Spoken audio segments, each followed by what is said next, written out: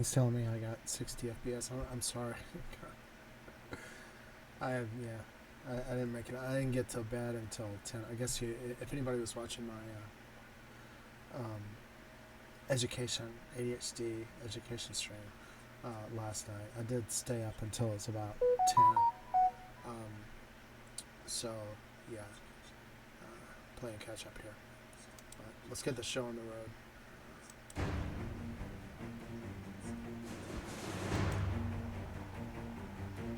Comprehensive report which was adopted unanimously and which, summarized in the form of a resolution, was ordered published. This resolution, after citing the loyalty and patriotism of the Jews at the outbreak of the war, continues. 75. This intense spirit of patriotism manifested by the Jews in the hour of Russia's danger seemed for a time to have broken down the rooted prejudices of the government and to have cleared the way for the recognition in Russia of that civic equality which is accorded to Jews throughout the civilized world.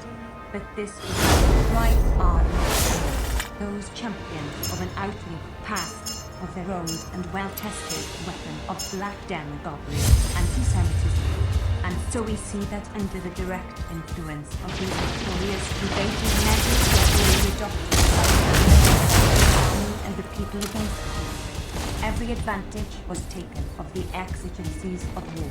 Isolated cases of espionage likely to occur among the border populations of all nations were seized upon as a basis and furnished the occasion for the invention of incredible myths and rumors circulated exclusively to the injury of the Jews. The Jews have been held collectively responsible for the acts of individuals among them, a policy which outlaws the most sensitive justice, a policy which is no longer sanctioned by the laws of any civilized land, a monstrous dividing of the remote past. Needless to mention the spread of discord and suspicion and distrust among the races inhabiting Russia, which must of necessity follow such a policy, not only in the name of brotherhood, not only in the name of a common soul, nationality, are fated to live under the shelter of common government, not 76 only for the sake of keeping alive among the Jewish people, now being driven to despair, some hope of a brighter future, and some faith in that progress of which they have ever been the valued inhabitants. The of that ideal of the Russian, the elevation of our beloved fatherland, the status of a true Russian empire, must be of the united opposition. Our adversaries hope to continue, even after the war, use the weapon of primitive race hatred which they have used until now. It is our task to demonstrate to the masses of the people that they are again being duped, that their base fashions are now being raised, that their attention from their own vital interests. We must continue, as before, to point out firmly and persistently that there is only one brighter future for Russia, the same path on which the entire civilized world has come. And there is only one solution of the Jewish question, a solution demanded by the most elementary government, and that is to grant them, as individuals, full civic rights, and as a people, the right to free religion and cultural self-development. A striking incident occurred during the debate upon this resolution. One of the leaders of the party, McLaughlin, a brother of the former Minister of the Interior, advanced a plea in extenuation of the legislative treachery. The Jews have suffered such cruel persecution in Russia, he remarked, that they might well be excused even if these crimes were found to be true. 77. We spurn this right to baseness, cried out former Deputy Vinal. Our loyalty is not for sale. We are not newcomers here. Our ancestors have lived here for hundreds of years. We are patriots because we feel ourselves bound to Russia. We believe in Russia even more than you do. Protests of public officials, cities, etc. Various municipalities outside the Pale have petitioned the government to give equal rights to the Jews. The Municipal Council of Smolensk, at its session of December 19, 1914, January 1st, 1915, passed a resolution with only 2 dissenting votes, petitioning the government to abolish all measures which restrict the rights of Russian subjects of the Jewish faith and, in particular, to abolish the Pale of Settlement.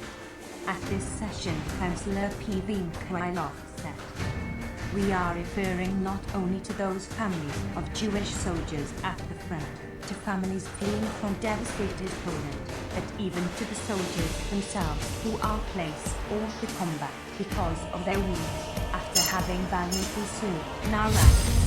Thus, for example, the Jewish soldier wounded in the hand during the battle, having carried to this city,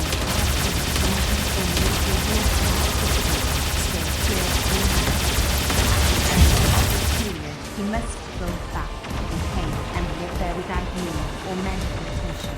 He was threatened with suicide. This is merely one case in thousands, which proves the rest of the whole situation in which Jewish soldiers because of the deprivation of civic rights. Those families whose members have shed their blood for Russia are ruined by the invasion of the enemy. They arrive here to find from ruin and violation. We must remember the really hard news are fighting side by side with our brave warriors against the common enemy. As to the civilians, they have no less patriotism and enthusiasm than the other inhabitants. His Majesty, the 78th the Emperor, in passing to Lebanon, Broadway, and Tiflis, has dared to express their faith in our country. The conclusion from this is clear. There is no serious reason to maintain any longer those measures of restriction so futile and so pernicious and so malevolent. The Jewish question is merely a question of abstract justice. Economic and moral development of our city life is seriously retarded by the restrictions placed upon one part of the population, 46. In August 19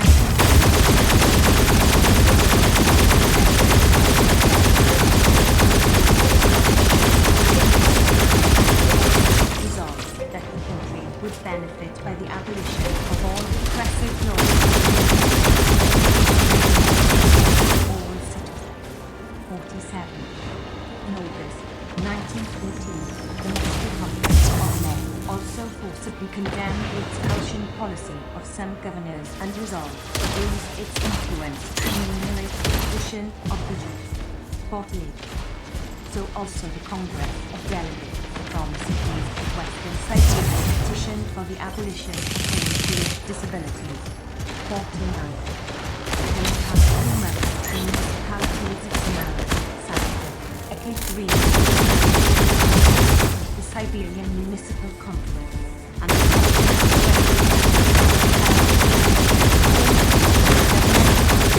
remove the disabilities affecting the Jews of Russia, of trade and professional organizations, the military discipline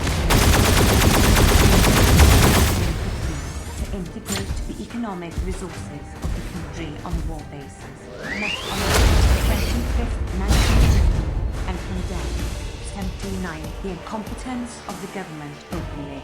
In his presidential address, P. Ryan Bushkinski deplored the tardiness of the government in calling upon the social forces of the country. This leadership of the country has been attempted by persons incapable of leadership, and it is now evident to everybody that a new personnel is needed within the government. We have observed the working of the government department from the very beginning of the war and have come to the conclusion that these departments are unable to cope with the situation. The supply of raw material is not together unorganized, as the army well knows. The government will from now on transfer to us more and more of its functions. But the longer this is deferred, the less benefit will result. This work cannot be done through a poorly organized government. The state is a huge business enterprise whose parts must work harmoniously. The war has now changed from a struggle of will and spirit into a struggle of machinery. Therefore, the persons entrusted with the defense of the country must know the country. It cannot be denied that Russia is at the present moment facing a great danger, and we fear that the time may come when our courage will sink. Censored. Our army is suffering heroically. Censored. We know that after a while, with the war continuing in the same poor fashion as at present, the government will be ready to meet us halfway. But we also know by experience that it may then be too late, and even the very best man called by the government will be unable to accomplish anything. This address was met with thunderous applause. Another speaker, Professor E. L. Zubishov, referring to Jews, declared that the sons of the Jewish nationality are now fighting side by side with the Russians for their country. Unfortunately, this country has until now been only a stepmother to them. Let us express the hope that it may now become a mother to them. He therefore proposed a resolution favoring the abolition of all restrictive laws against the Jews.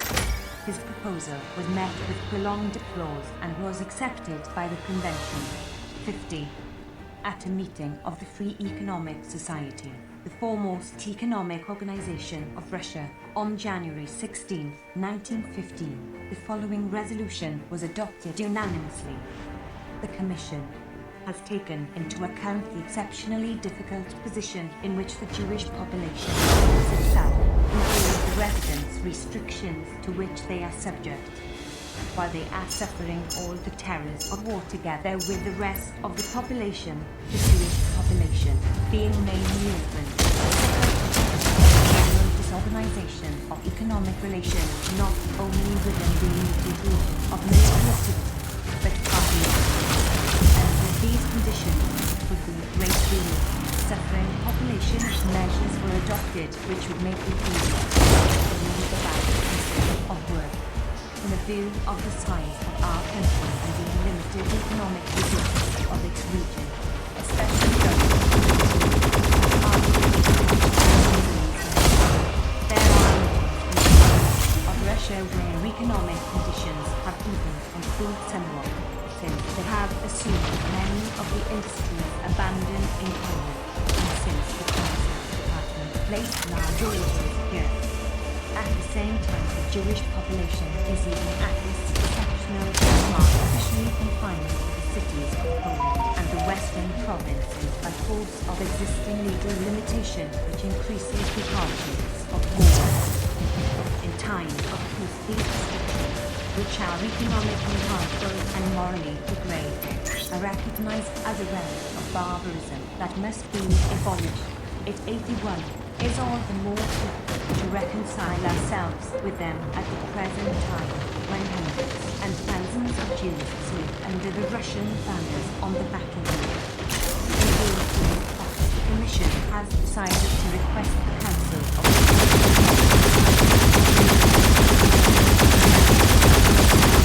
are members of the legislative bodies immediately stop the section of all restrictive laws relating to the settlement rights of people and to abolish enactment 51. Numerous commercial and technical associations have passed resolutions declaring that the main cause of Russia's economic backwardness lay in and that the sole means of combating German predominance over Russia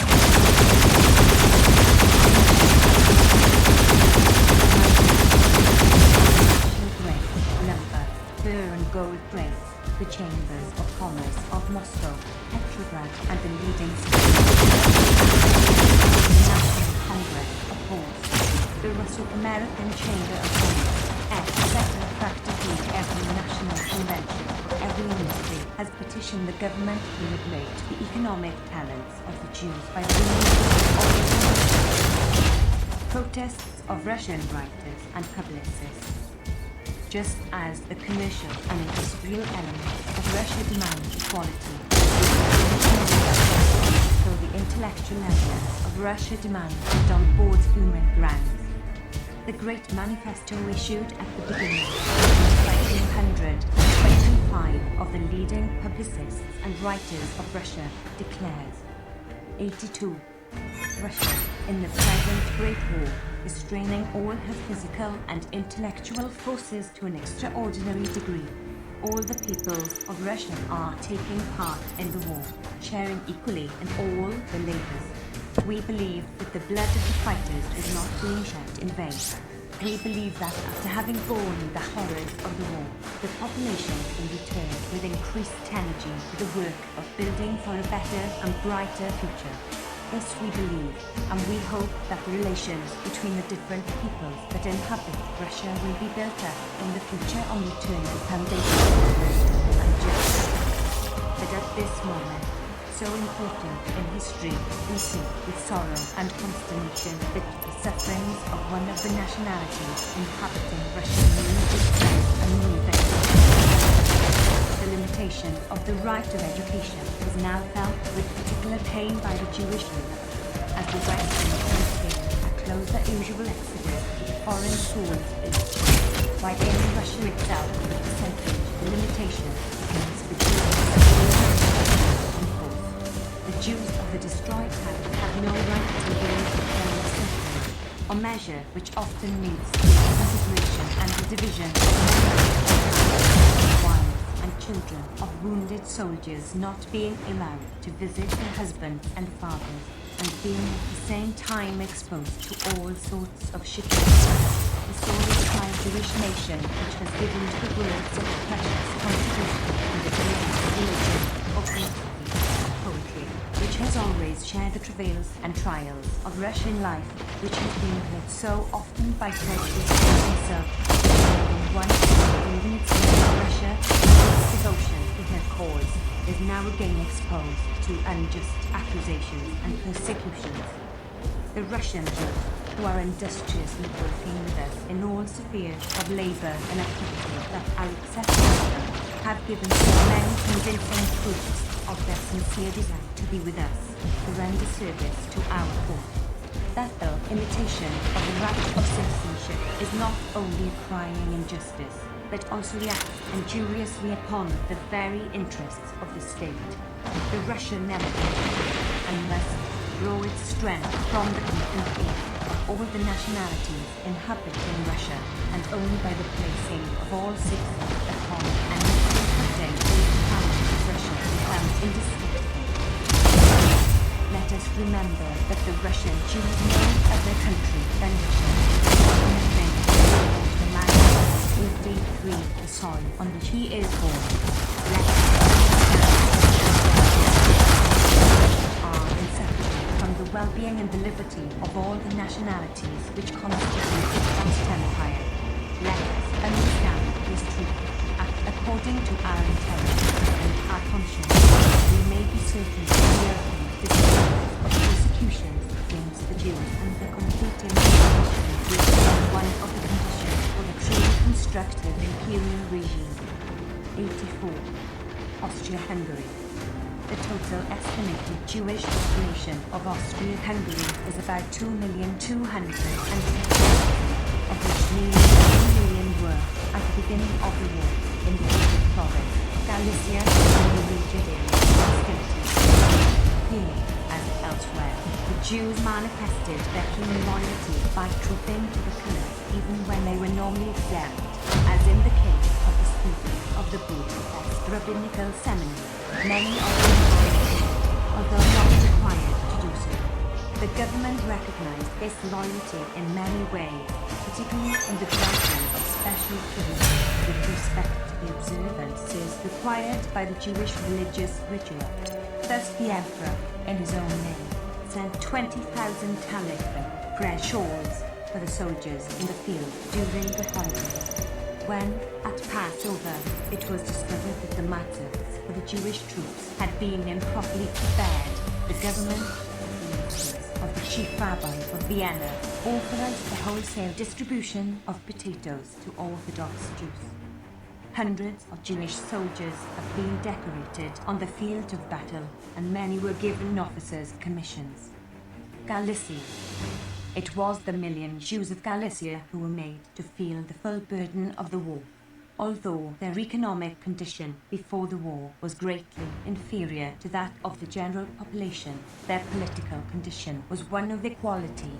But the Russian invasion of Galicia in September 1914 changed their status overnight. 85 The Russian Governor-General, Count Bolkonsky, a notorious anti-Semite, found the political status of the Jews in Galicia at once proceeded to degrade them to the status of the Russian Jews and, if possible, still lower. He proposed to his own government that all Jewish landed property in Galicia be confiscated and the Jews be forbidden to own, lease or rent land, and this, he added, was an immediately effective step to be carried out even before the formal annexation of Galicia. On February 13, 1915, the Grand Duke Nicholas issued an order declaring that in view of the increase of spying on the part of the people, it is agreed that 1. No person may enter Galicia. 2. No person of Jewish nationality may pass from one district of Galicia into another. 3. Infractions of this degree will be punished by a fine of $1,500 or by 3 months imprisonment. 52. The spirit of these documents communicated to the truth, reduced the seal of Jewish population more horrible even of any perpetrated in Russia, as each town was invaded by the Russian troops first sought the Jewish quarters in the north of Poland, south and Wrightby, in the town of Boris in the Upland, in January 1915, as a detachment. They demanded food and quarters and were, of course, supplied. After a brief stay, they departed. The reported the Russian commander and staff expedition of 400 hostages to the town. They set 86 town on fire, as from the places of concealment, assembled them in the square and beheld an orgy under the open sky.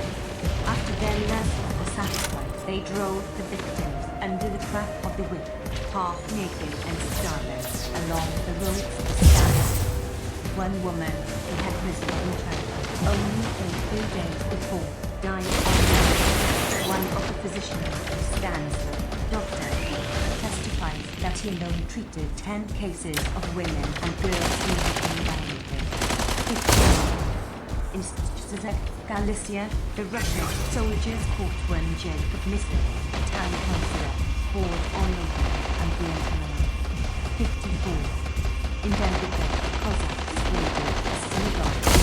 Jews had fled for refuge and prayer, robbed and imprisoned the men, and outraged the women. Those who escaped through the windows were caught by the young men and executed to death. Then the troops set fire to the synagogue. 55. These are typical cases of outrages perpetrated against the Jewish population of Galicia. Scarcely a town in the line of invasion escaped. The Jewish population fled before the invaders in vast numbers. There are about 175,000 Jewish refugees in Vienna. 70,000 of these are dead. There are about 70,000 living in barracks in Bohemia. 8,000 of these are in Prague.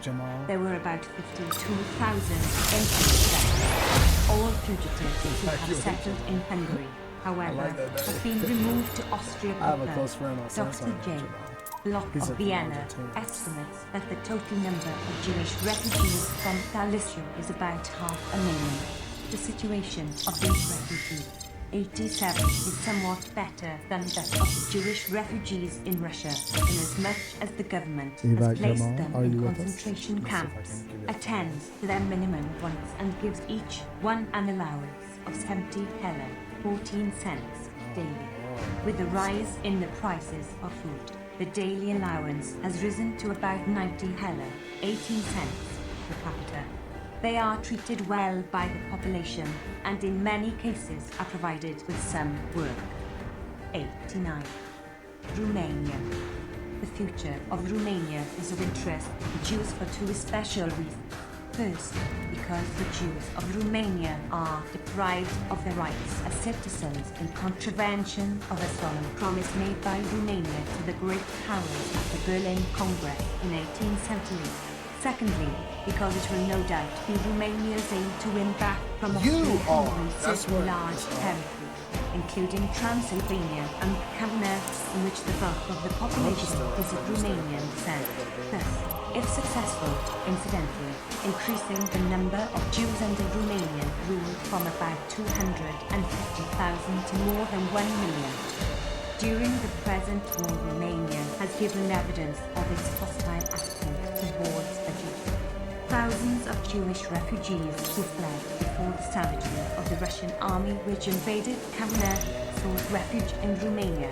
These were treated with great brutality by Romanian officials in the border towns. At the beginning of July 1915, the government issued an order to the administrative authorities of all the districts bordering on Austria-Hungary to expel all the Jews from the localities near the frontier and to send them to the interior of the country.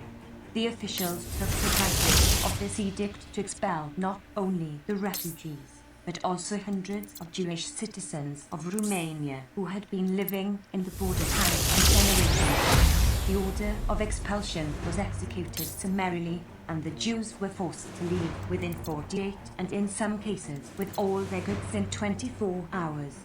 As a rule, they were not permitted to take their belongings with them, and even 90 under the most favorable circumstances they had been forced to leave them behind because they knew neither their destination nor their fate. This action of the government caused a great deal of adverse comment in the press. Although the official organ of the Liberal Party, now in power, never been attacked, in its issue of July 12, 1950, as follows. The Ministry of Internal Affairs has given orders that the native-born Jews established in the towns bordering upon the northern frontier of Moldavia be sent into the interior of the country. This news is inexact. The Minister of Internal Affairs was not aiming at the Jews established in the towns near the frontier or any other place when he issued his order of expulsion. The order given by the Minister of Internal Affairs concerns only the alien subjects of a foreign country and the native-born Jews who, though not living in frontier towns, go there on business, acting as serial brokers. And the purpose of the order is to prevent such people from committing acts dangerous to the interests of the population of the state. The peaceful Jewish population living near the frontier is not the object of any hounding, as the irresponsible newspapers would have it. The Bucharest Today, an independent organ, and one of the two newspapers in Bucharest which sympathize with Jews, replied, in answer to the attacks of the government organ upon the responsible newspapers, we are in a position to publish a list of the peaceful Jewish population which has been the subject of the most terrible persecutions by the authorities. We can give the names of the reserves, mobilized at the very moment whose children have been driven from their homes. It is possible that the Minister of Internal Affairs did not consider, as the official says, at the Jews. If the Minister is innocent of the charge, we would like to know what punishment to inflict upon his subordinates who will be misrepresented.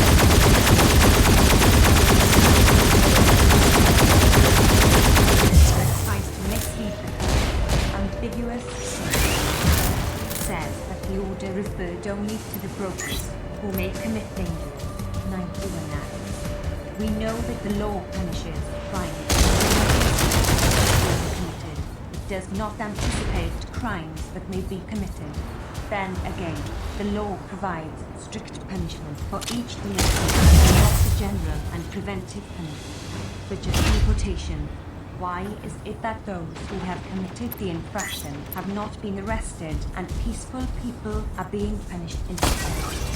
Even the government recognizes that this preventive punishment is applied to the alien and such Jews as are only doing business though not living in those places. It means that the suspicion rests equally upon the alien and the Romanian Jew, because although not an alien, is of another religion. The suspicion then falls upon all native-born Even if the official or public interpretation of the law be correct, it is still the Jews who will suffer, but we cannot accept the explanation. It is an absolute fact that not transient traders, but people who are innocent, who are paying taxes in those localities have been expelled. It is she becomes involved in the war, but it is well if she does not become involved. It will be possible to bring to the attention of the belligerent powers at the question of the Got it. the Jews of Romania. These are in the worst position of people virtually without a country. They are subjects of Romania, pay taxes and support the government. But even the native-born and those whose parents and grandparents were native-born subjects of Romania cannot become citizens and are discriminated against by the government. In this respect, Romania may be called Little Russia. The situation of Romania by the European powers after the Russo-Turkish War of 1877-8, and the treaty which was 92, then signed by all the great powers of Europe. The following articles were inserted. The high contracting parties, the independence of Romania, subject to the conditions set forth in the two following articles. The difference of religious beliefs and confessions shall not be alleged against any person as a ground for exclusion or incapacity in matters relating to the enjoyment of civil and political rights, admission to public employment, functions and honours, or the exercise of the various professions and industries in any locality whatsoever. Freedom and outward exercise of all forms of worship shall be assured to all persons belonging to the Romanian state, as well as to foreigners, and no hindrance shall be offered either to the hierarchical organizations of the different Romanians, to their relations with their spiritual chiefs, I don't know. the subjects and citizens of all the powers, traders or others, shall be treated in Romania without distinction of degree I sort on of a like footing of perfect read equality. the way she was, but Romania you know, having read they become changed an her. independent nation upon recognition by And I these like powers the and upon happy, the conditions friendly set red. forth in the Treaty Yeah. of Berlin, it More. may be possible at the conclusion of the war that the violations of this treaty on the part of the Romanian government may be considered by the powers as an violation of a treaty to which they solemnly became parties. 93. Palestine. The Jews of Palestine were among the earliest victims of the war. The greater part of their religionists in Europe and America. With the outbreak of the war, all the normal channels of communication were temporarily interrupted. Even had this not occurred, the complete stagnation of trade in Europe would have made it impossible for the Jews, who were themselves in difficulties, to continue to afford material assistance. Before Turkey became a belligerent, are briefly set forth in the following extracts from the report, dated October 21st, 1918, made by Mr. Morris Rowland,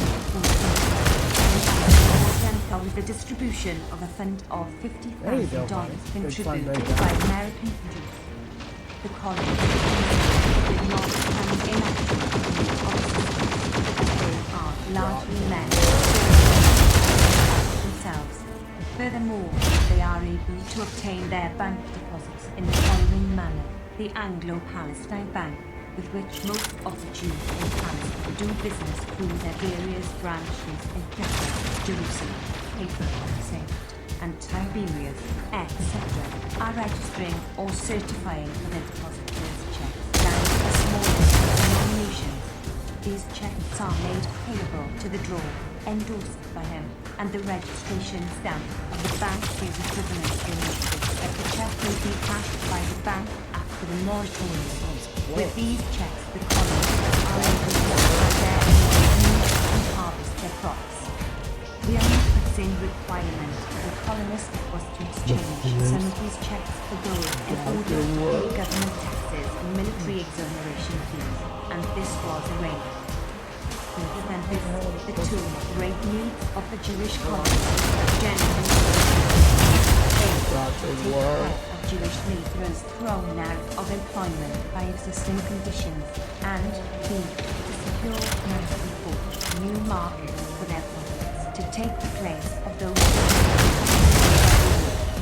There are about 2,500 Jewish laborers in the colonies. It is impossible to determine the exact percentage of unemployed, but even if we assume that only half of them are out of employment, it is easily seen that the amount of money we were able to divert to this purpose will not be very. I might say here that in dividing the fundamental of the various districts in Palestine, we allotted to the colonies a somewhat larger proportion than their population justified. The opening up of new markets for Palestinian agricultural products, oranges, wine and almonds are the chief articles of export, is probably the most pressing need of the colonist movement in Palestine. Colonists feel that the chief market for the oranges, which in the past has been England, will be greatly interfered with, and if they are not able to dispose successfully of their products, their entire future and very existence will be threatened. The situation in the larger centres of population is very bad. Almost no currency enters the country, and foreign checks that do find their way there are not realizable. This naturally places in great want those who depend on the Chalupa contributions, and also the large capital depend on money from buy rentals. Furthermore, the industries of manufacture of antiques and souvenirs are completely stopped, owing to want of customers, and there is no money to conduct industries such as building, carpentering, tailoring and shoemaking, in which large numbers of Jews are employed. I found that the better class of Jews had themselves organized temporary relief, but their possibilities of assistance are rapidly drawing to a close. People who had before contributed to the maintenance themselves on Jewish farmers and already Palestine was precarious, while wine prices had not risen any more. Yet the source was limited. The introduction of wheat from the east of the Jordan had been prohibited by the government, with restriction through the efforts of the ambassador we have endeavored to have lifted. In order to guard against the possible shortage of food and also to offer at the cheapest possible price, our committee inflicted from time to time as large quantities of food as it can. A bread baked itself and resell with the possibility less. 95. When Turkey the war in allies with Austria-Hungary, the situation of the 50,000 Russian Jews constituted part of the Jewish population of Palestine became prepared as nationals of the enemy. They became liable to any restrictions or deprivation of rights which military necessity or international law might dictate. Thus these thousands of Jews were to suffer because they technically bore the nationality of a country which had virtually exiled them. The German and American embassies, however, the Ottoman government made special concessions for these Jews. Several weeks of time was allowed for those who so desired to become Turkish subjects by naturalization upon the expiration of this period. About 600 were forcibly expelled and 7 took refuge in Egypt, whence a number emigrated to the United States. In the spring of 1915, however, the Council of Ministers decided that the deportations be discontinued. The difficulties of the economic situation of the Jewish population were further increased by Turkey's entrance in the war. The government confiscated most of the crops, and a great many of the settlers were either drafted into the army or compelled to buy immunity. In March 1915, the American Jewish Relief Committee and the Provisional Zionist Committee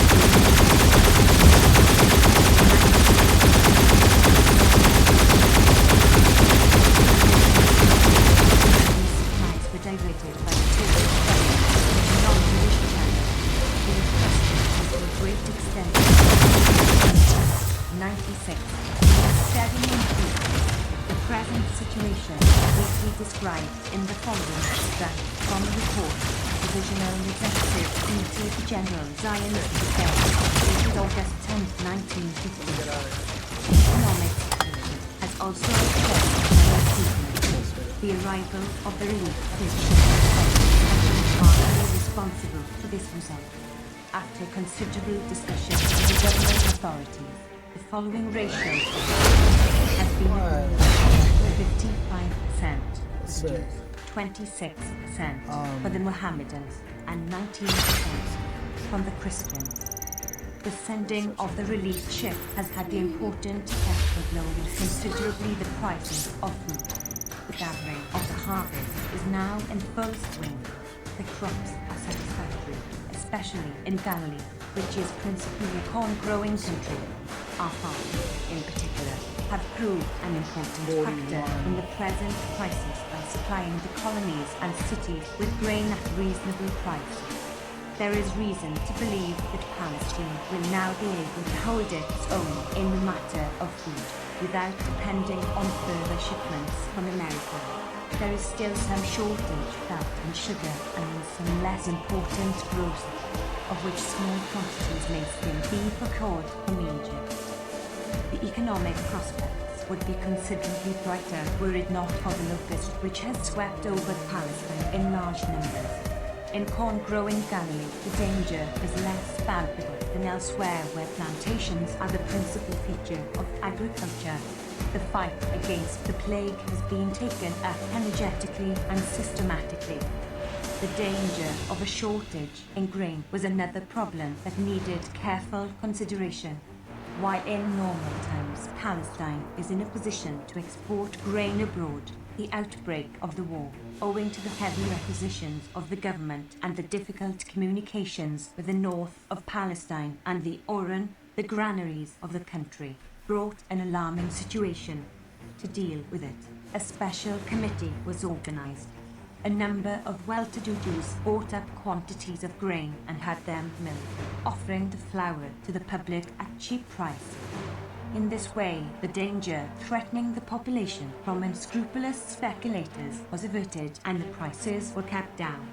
Thus, when, shortly before Passover, the price of flour had soared up as high as 65 rands, 97, the action of the committee had the effect of reducing it to 48. The committee also supplied public institutions with cheap flour. As another means of relief, public stores were opened by the committee for the sale of provisions. In spite of the fact that some of the goods were appropriated by the government, the stores served a good purpose, helping, among other things, to circulate the checks of the Anglo-Palestine Company. From the very beginning of the crisis, the Palestina AMT made it a rule that no workmen were to be dismissed, as such action might subject them to the danger of starvation. To supply all the working men with employment, public works were undertaken, such as road building, canalization and water supply. Several builders who had been forced to discontinue their building operations were assisted with loans to resume them.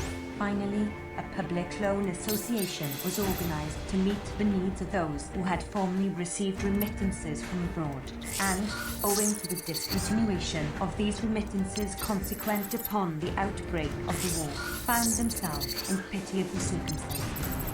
some 900 persons took advantage of the facilities offered by the association.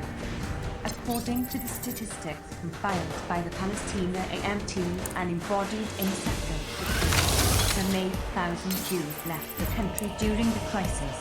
Of these, 4,000 were from Jaffa, 2,000 from Jerusalem, 1,500 from the Judean colonies, and 500 from the colonies in Galilee.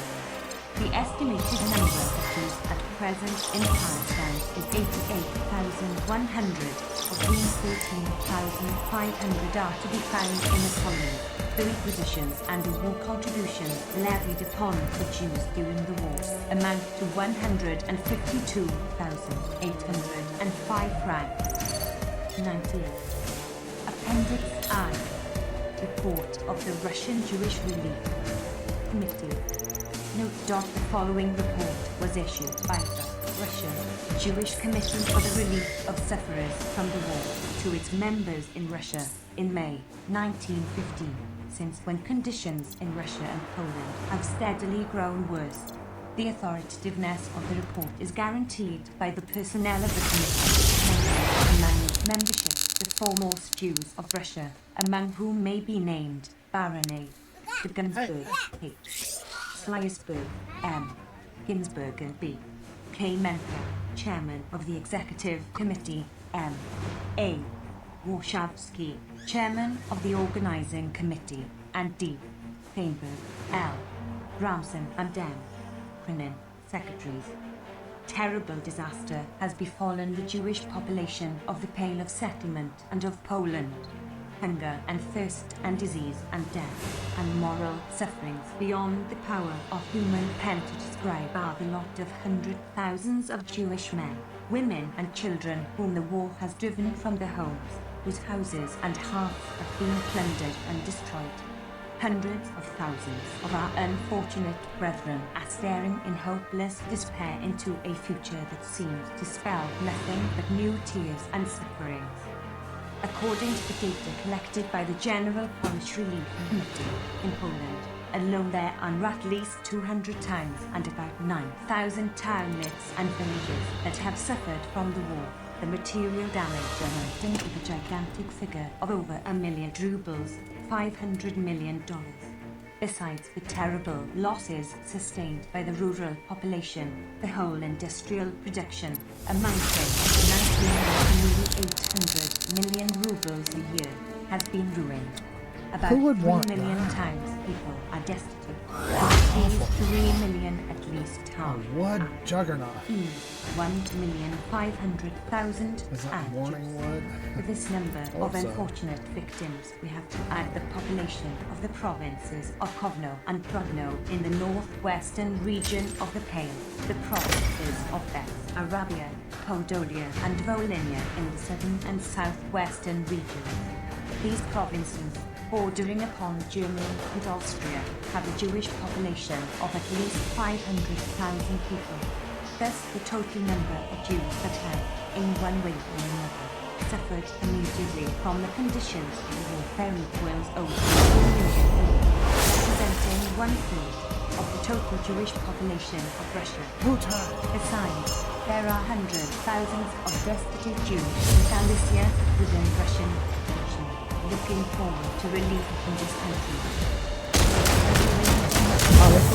There are added the unspeakable sufferings that the population of the war area has to endure. In the most favorable of cases, the inhabitants of the border regions parts of the country, while a large proportion of those unfortunate Jewish families have remained in the ruined places, facing the phantoms of starvation and disease that gather a rich harvest among them. And love of the Jews to their native places, to their own corner, that they prefer to stay in the devastated towns, only permitted to do so, and those who have fled from their homes heedless of the terrible disasters lying in store for them. A vivid example, typical of many other instances, is given by the Jews of the Silksy district, 100 Bazak province, Kiel. our delegate found the place razed by hostile shells.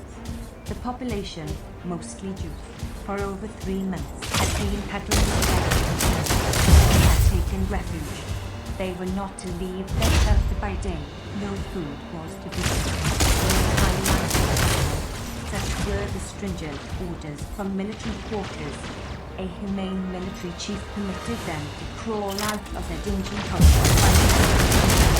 Soldiers called them.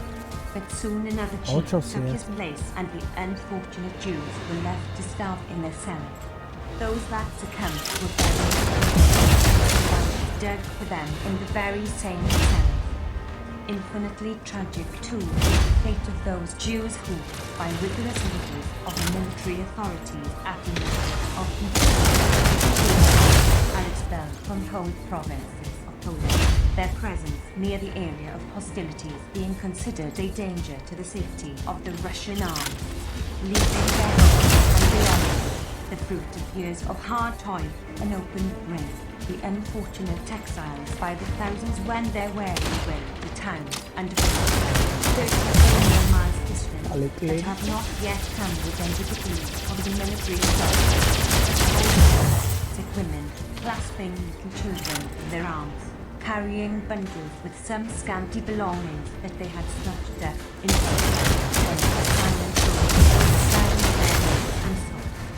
Here, an old man, I'm gonna die! breathing his last breath in the middle of the road. There a woman kneels by the roadside, staring in despair 2 feet at the child that lies dead in her arms. Many are those who succumb on their way. Indescribable are the sufferings of those who scarcely have found shelter in a hospitable town of Townlet when, Alaska, 101 to 50. The prohibition of the authorities was a few days later extended also to these places, and again the Jewish population must start upon its weary pilgrimage. The total number of refugees from the war zone and of exiles can scarcely be calculated with precision because large numbers have made their way to numerous small townlets throughout the plain, thus frustrating systematic registration, while, at the same time, the progress of the war tends to swell the host of refugees daily. Some idea of their number is given by the following approximate figures.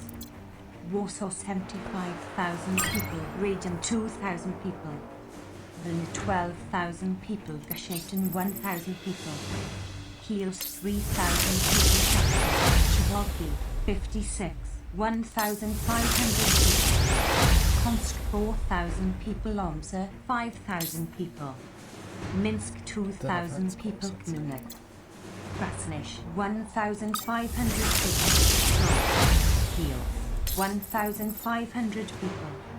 And yet these figures only show the number of refugees who have applied for assistance. Hundreds of thousands of others are meanwhile living upon their savings and do not come under the registration. But they also will be at the end of their scant resources one of these days and will join the ranks of the destitute.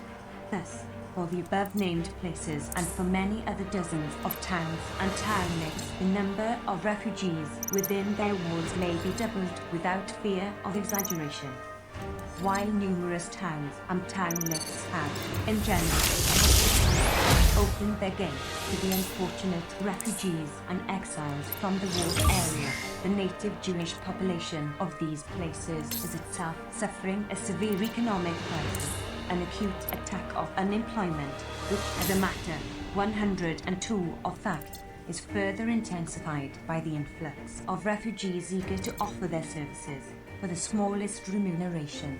Thus poverty and misery are growing in these places too, the burden of relief becoming too heavy for the local community to bear. We have already stated that the industrial life of Poland and in a large part of the plain has been laid waste as a consequence of the war. Hundreds of factories have been destroyed.